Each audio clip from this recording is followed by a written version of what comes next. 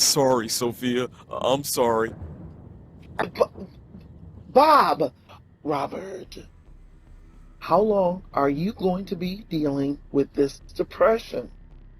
I'm in therapy. Uh, I'm on my third antidepressant. Nothing seems to be working.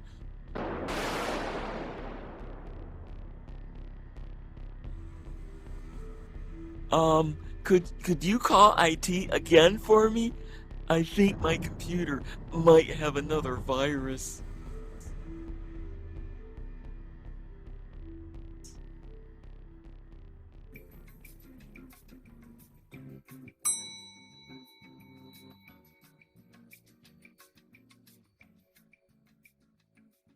We live in interesting, experimental, and unprecedented times. We've stopped doing things that billions of our ancestors did for thousands of years of human history. And we're doing new things that we have never done before. While innovation makes some parts of our lives easier and more convenient, other aspects of our lives aren't going so well. For a large segment of our population, the experiment called the 21st century is going very, very bad.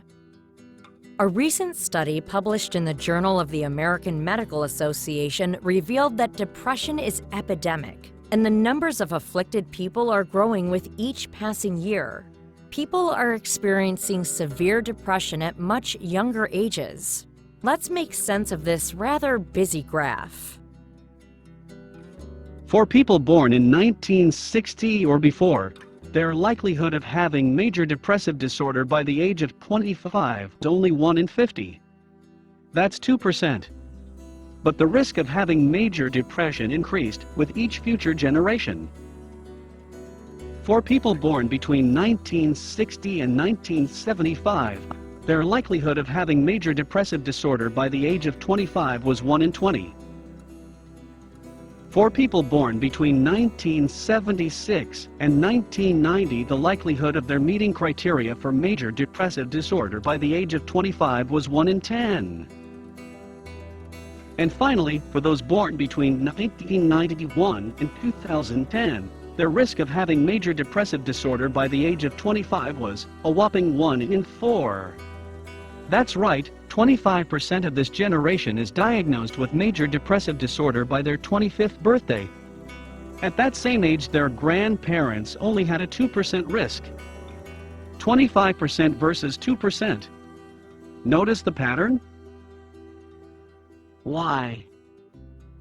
Causes of depression vary from person to person, but consider that our ancestors lived in a society where physical and social behaviors were more likely to contribute to better health, including mental health. They had brain-friendly diets. They were less likely to abuse substances. Their lifestyle was much more active and less sedentary, and they had abundant, affectionate social interactions. Studies suggest that as depression and anxiety worsen, the number of connections between the brain cells goes down. The lower the number, the worse the depression. Sometimes therapy and/or medications will reverse the symptoms. But sometimes the depression is just too deep for medications alone to resolve. Important brain circuits just don't have the juice to dump the weight of the depression. Help! A little help here?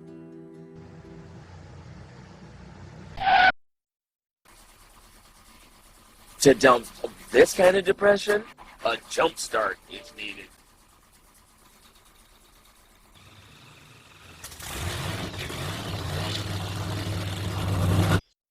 Transcranial magnetic stimulation, or TMS, is an FDA-approved treatment for major depressive disorder. Several different areas of the brain regulate mood. Neuroimaging studies of healthy and depressed patients have shown different patterns of metabolic activity of these different regions. The brain regions involved in mood regulation are connected through neuronal pathways. These neuronal circuits communicate by releasing neurotransmitters. When there is an appropriate amount of neurotransmitters within these pathways, communication between brain regions is optimal and the mood circuits function normally. However, In depressed patients, the neurotransmitters become depleted or dysfunctional, and communication between mood regions is disrupted. Increasing the amount of neurotransmitters is an established approach to treating depression. Neurons and their release of neurotransmitters can be affected either chemically or electrically. Traditionally, drugs have been used to chemically increase the amount of neurotransmitters. However, because antidepressant medications are systemic, they elicit undesirable effects in the brain and throughout the body. Transcranial magnetic stimulation, TMS, takes a different approach, exploiting the fact that neurons are electrochemical cells. It uses a targeted electromagnet to produce a pattern of pulsed magnetic fields. This electric current is powerful enough to elicit an action potential in neurons, causing the release of more neurotransmitters at the synapse. Energizing these deeper brain regions causes secondary activation of brainstem neurotransmitter centers, which stimulates other brain regions involved in mood regulation. In addition to these local effects, TMS activates deeper brain regions that lie outside the direct action of the pulse magnetic fields. TMS therapy offers a unique mechanism of action by directly depolarizing local neurons, which modulates connected deeper brain regions. This allows TMS therapy to affect both local and deep neural circuits, all without causing unwanted systemic side effects. Since 2008, TMS has been utilized to help thousands of patients who were suffering from difficult-to-treat depression. The results have been amazing, and there are countless testimonies of formerly depressed patients who have been helped by transcranial magnetic stimulation. If you or a loved one is suffering from difficult-to-treat major depression and have failed to get better on at least 3 antidepressants, please consider TMS. TMS, or transcranial magnetic stimulation, is safe. Patients receiving TMS therapy showed none of the side effects associated with chemical antidepressant medications. The most common side effect was mild pain or discomfort near the treatment site.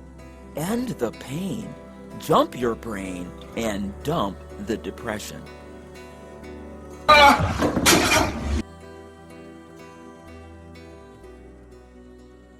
Call Refresh Michigan to find our nearest Refresh TMS treatment facility to you.